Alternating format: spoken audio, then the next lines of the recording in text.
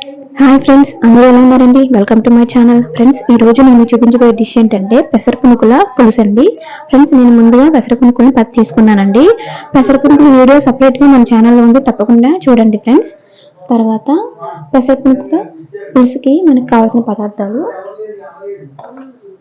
Friends, పెద్ద పెద్ద onions ని ఒక 5 తీసుకున్నాను. వాటిని చిన్నగా కట్ చేసి పక్కన పెట్టుకున్నాను. 2 పచ్చిమిర్చి అండి. ఫ్రెండ్స్, మనం చేసుకునేది పులుసు కూర కాబట్టి ఆనియన్స్ అనేది ఎక్కువగా వేసుకోవాలి, అప్పుడే మనకి పులుసు బాగుంటుందండి.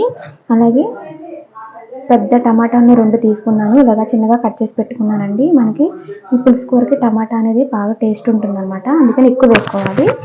ఫ్రెండ్స్, ఇప్పుడు పెసర పునుకుల పులుసుని ఎలా ప్రిపేర్ చేసుకోవాలో చూద్దాం ఫ్రెండ్స్.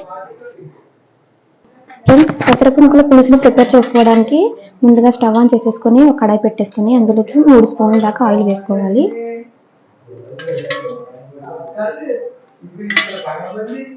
ఫ్రెండ్స్, ఆయిల్ వేడిన తర్వాత కొంచెం కరివేపాకుని ముందుగానే వేసుకోవాలి. మనం ఎప్పుడు పులుసు కూర ప్రిపేర్ చేసుకున్నా కరివేపాకు అనేది ముందు వేసుకుంటే ఆ రుచి అనేది చాలా బాగుంటుందండి. ఇప్పుడు మనం ముందుగా కట్ చేసి పెట్టుకున్న ఉల్లిపాయ ముక్కలు, పచ్చిమిర్చి ముక్కలు కూడా వేసేసుకోవాలి.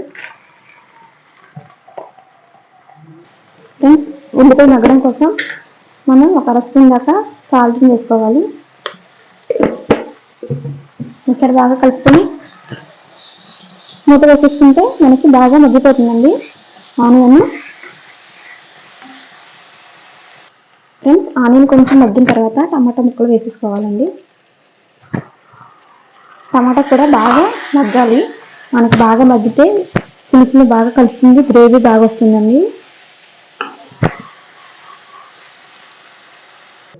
ఫ్రెండ్స్, చూడండి, టమాటా ఆనియన్ అంతా మగ్గిన తర్వాత ముందుగా నానబెట్టుకున్న చింతపండు రసం వేసుకోవాలండి.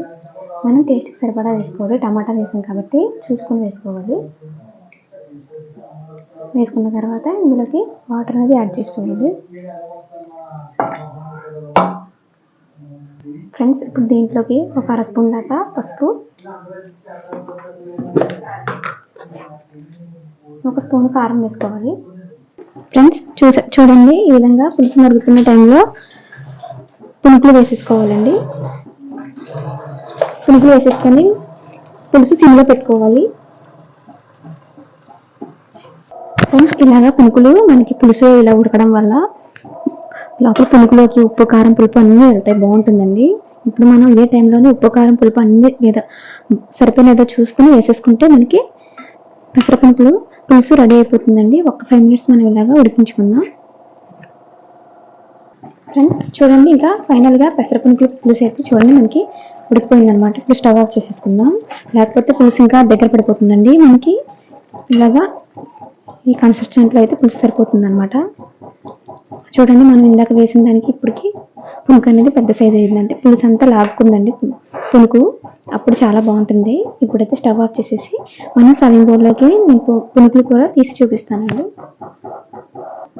ఫ్రెండ్స్, పెసర పునుకుల పులుసుని సర్వింగ్ బౌల్లోకి తీసేసానండి. ఫ్రెండ్స్, నేను చేసిన ఈ పెసర పునుకుల పులుసు కనుక మీకు నచ్చినట్లయితే మా ఛానల్ లైక్ చేయండి, షేర్ చేయండి, సబ్స్క్రైబ్ చేసుకోండి. Thank you friends.